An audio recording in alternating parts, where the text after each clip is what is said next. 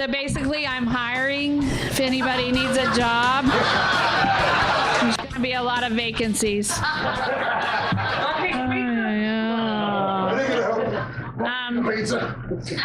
So this is my man. This is what I share my life with.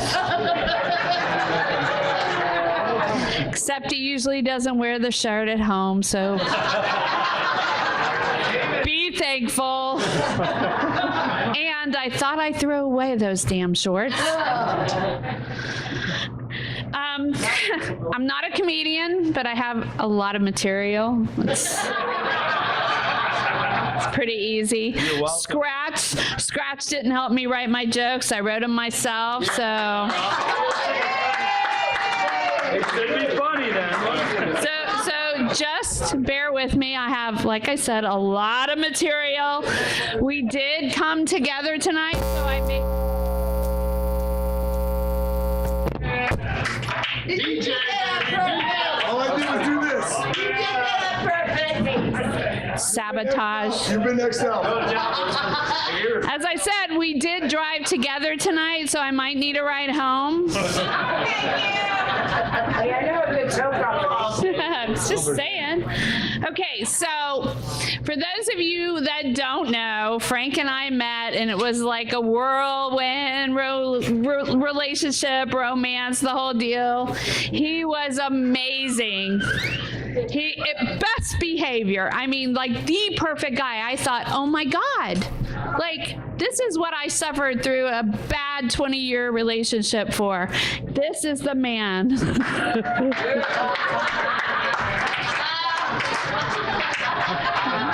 My Prince Charming.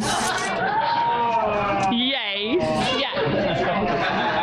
That's the last nice thing she said. Yeah. So, when you start a relationship, right, ladies, guys, you want them to see the best of you, right? The best.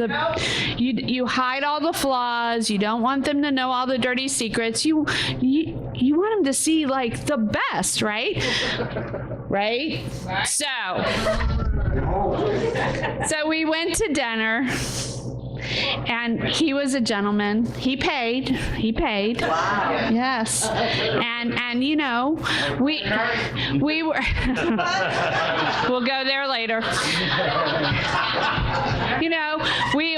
We have appetizers, the dinner, the whole thing. And so we looked for common traits that we have. We both love movies. We both love food. We both are in PR, all these common traits that we have. And then as the meal went on, you have the appetizers, you have something left over. There's like one little mushroom left. And, me being so sweet, I said, oh, there's a mushroom left. Would you like it? And he said, yes. So I thought, okay, he's really hungry. That's okay. So like the next time we went out, we went to dinner and we have a basket of bread and our dinner and then there's like this really awesome piece of bread left and I said, do you want it? Because that's what you're supposed to do, right? You're supposed to say, do you want it? And the other person is supposed to say, no. You can have it. No, he ate it. And he ate my dinner and everybody else's dinner.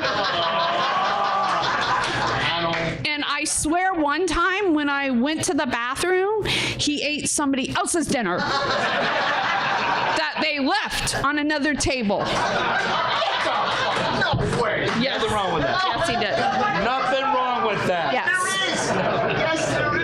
So I never, ever, ever ask him if he wants the last of anything.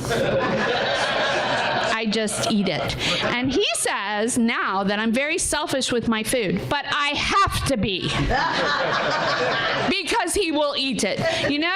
you know how you go to dinner, and those of us ladies that are, trying to be good, and we save half of our meal, and that's lunch tomorrow, right? We're gonna eat lunch tomorrow. It's never in the refrigerator. Never.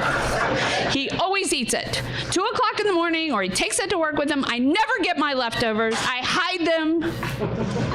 Not lying. So, fast forward, now we're in the relationship. Okay. And I do laundry, and unfortunately, yeah, I do laundry. And because we own a radio station, sometimes we have a lot of similar shirts. We have a lot of Rock of Daytona shirts, right?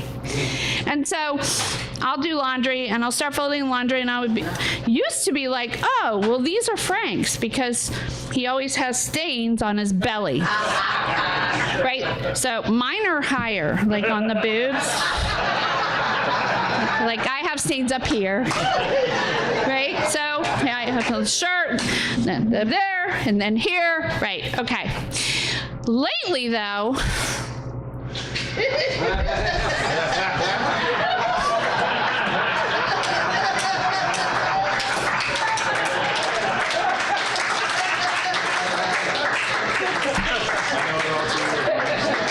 the stains are a little higher.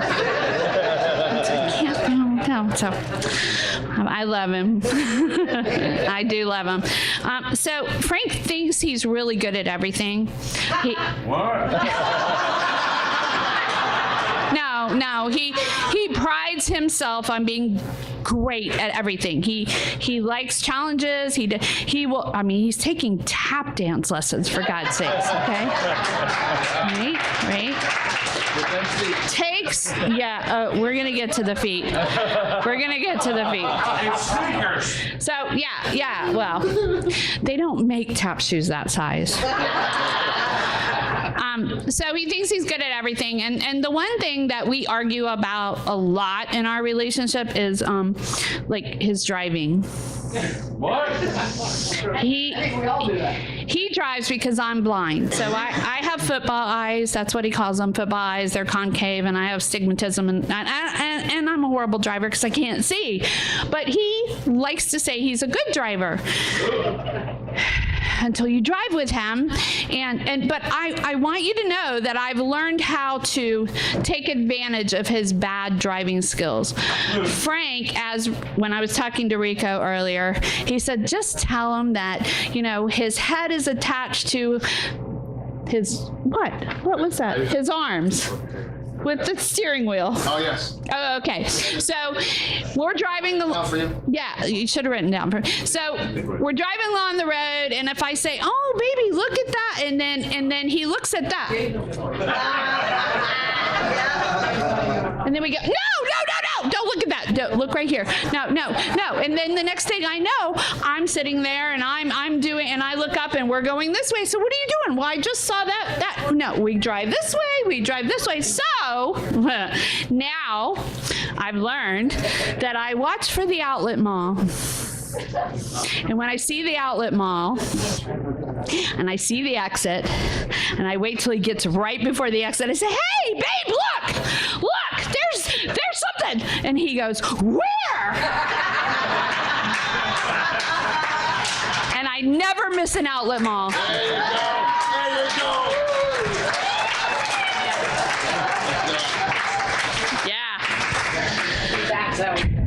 So when I met him and I was falling in love with him, getting to know him, we all have our own natural quirks. Frank, he had a lot of them.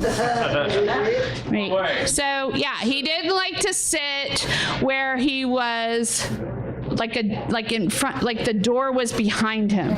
Like he had a phobia. Like he couldn't sit where the door and the window was behind him. He had to sit facing it. Okay, yeah, that ended quickly. And then he has a thing where he cries in movies, like a lot. But he doesn't cry at the sad parts. No, he cries at the happy parts. like cries, like really cries. So these are some of the things that I had to get used to. Stop taking notes. You know, they weren't like normal guy things. They were just like, okay, you're sweet, you're sensitive, okay. So one of the phobias that he had was, for whatever reason, he never wore flip-flops. For years. Right? Decades. He never wore flip-flops. He didn't like the feel of them in his toes or some whacked out thing, you know. And we were getting ready to go on a cruise, you know, a Disney cruise, and you know, he had socks and shoes on, and I'm like, it's kind of weird, dude. Can we? Yeah, can we get you some flip-flops? Yeah, he's like, I'm like, can we get you some flip-flops? I don't know if I can handle that thing in between my toes and blah, right, ever.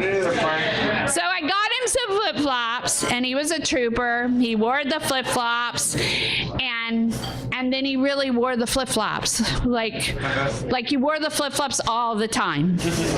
Like everywhere. Right? You remember?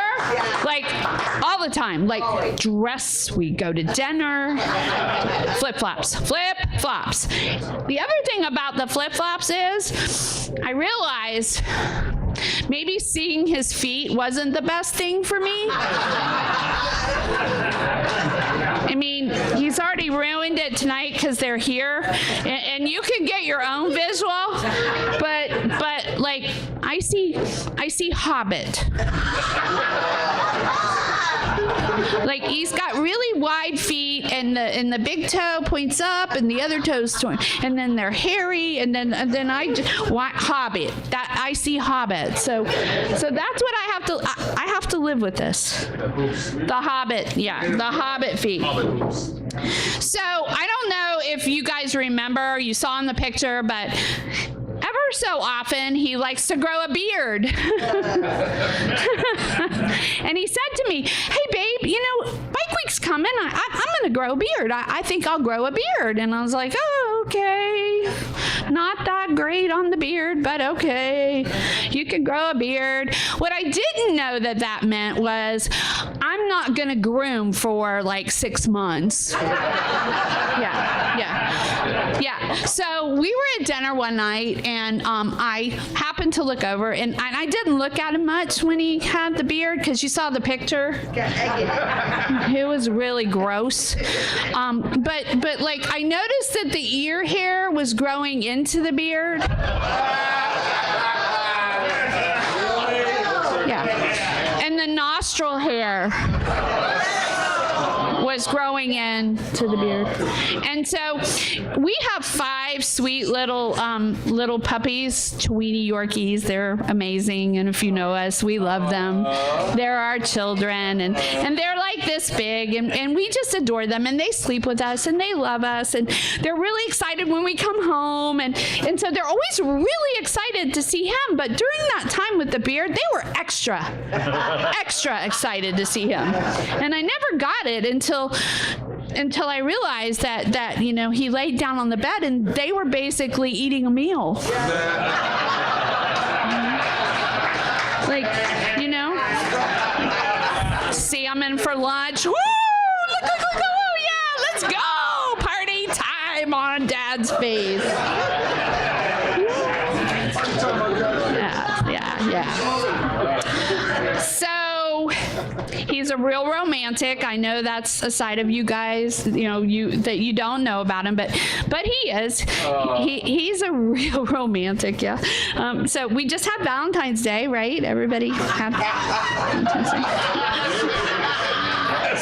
Yeah, and so you know, for Valentine's Day, I was really excited, and so yeah, he gave me the flu. Yeah, he gave me the flu, but he did really good with, like, he dozen roses, beautiful roses. I got here, I was surprised, gorgeous roses, and then I happened to look at the little card in the tag, and then I realized he bought them on my flower account.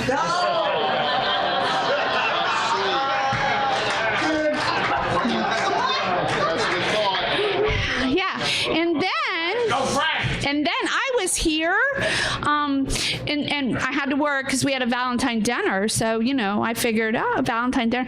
But he left and went to the strip club with Rhonda.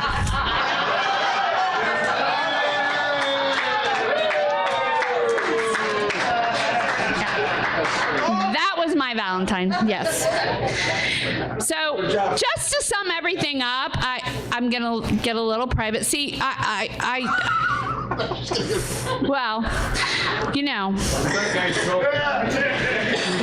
this could be a touchy situation. I really debated over whether I valued the relationship or I wanted out, because this could be the time I could do that. But I love him. I do love him. Why? Yeah. But I want you to know, especially ladies, he is a great lover. I mean, he is.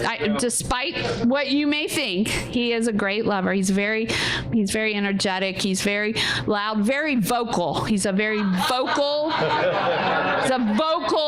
lover, right? And so I thought, God, he is so into me, right? I am the shit, right? He is into me, baby.